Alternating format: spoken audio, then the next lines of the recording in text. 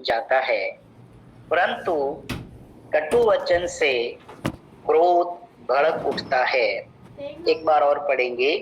कोमल उत्तर सुनने से गुस्सा ठंडा हो जाता है, परंतु कटु वचन से क्रोध भड़क उठता है।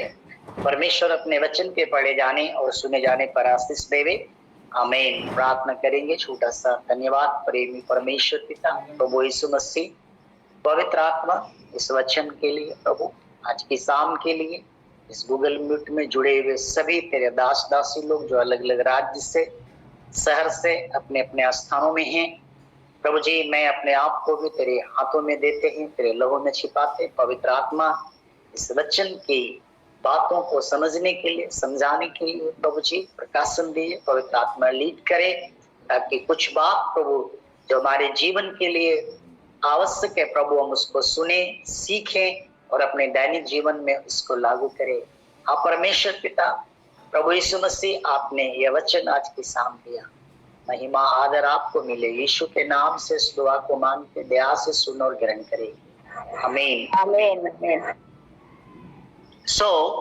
जैसा कि हमने इस वचन को पढ़ा है, कोमल उत्तर सुनने से गुस्सा ठंडा हो जाता है, परंतु कटु वचन से क्रोध भड़क उठता है। इसके आधार पे आज के शाम का वचन का जो विषय होगा वो है शब्द या वचन, जो वाणी हम आप अपने मुख से बोलते हैं, है ना। क्योंकि इसको अंग्रेजी में अगर एक लाइन को बोलेंगे तो कोमल उत्तर सुनने से गुस्सा ठंडा हो जाता है। अंग्रेजी में लिखा है ये soft answer turns away wrath, है ना। ये soft answer turns away wrath. कोमल उत्तर सुनने से ठंडा, है ना, क्या होता है कि गुस्सा ठंडा हो जाता है। परमेश्वर के नाम की महिमा हो। ये हमारा जो शब्द है, जो वाणी हम बोलते हैं, आज के समाज में इन दिनों में ऐसी स्थिति बन गई है जहां पे समाज में भाषा का स्तर जो है इतना नीचे गिर गया है और इस पे लोगों का नियंत्रण नहीं है ना। और कई बार हम अपनी शब्द से, अपने वाणी से अपने रिश्तों को बनाते भी हैं, हम रिश्तों को तोड़ते भी हैं।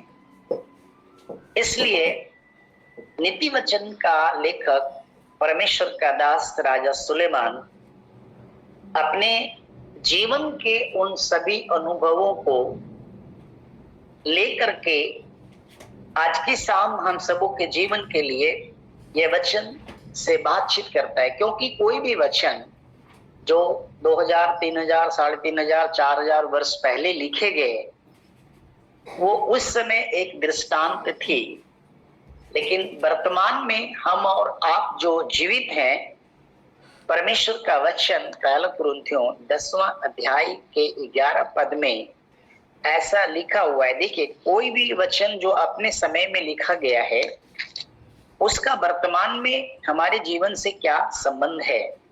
तो यहाँ पे 10 का 11 पद में पौलुस कुरिन्थियों की कलीसिया को, क्योंकि आप हम जानते हैं जो बाइबल पढ़ते हैं, जो प्रचारक पास्टर हैं या एक अच्छे विश्वासी जो बाइबल पढ़ते हैं, सबसे ज्यादा समस्या कुरिन्थियों की कलीसिया के अंदर में रही है।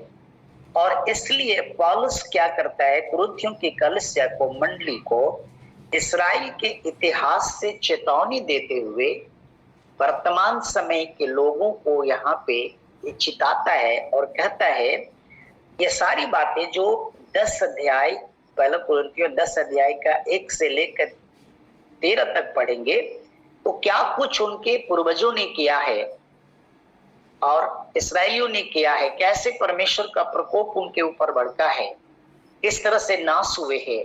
ये सब बातों को लिखने के बाद 11 पद में कहता है, परंतु ये सब बातें जो उन पर पड़ी दृष्टांत की रीति पर थी, और वे हमारी चेतावनी के लिए जो जगत के अंतिम समय में रहते हैं लिखी गई हैं। ये उनके लिए क्या थी, दृष्टांत थी। लेकिन आज जो हम जगत के आखिरी समय में रह रहे हैं, हमारे लिए चेतावनी है।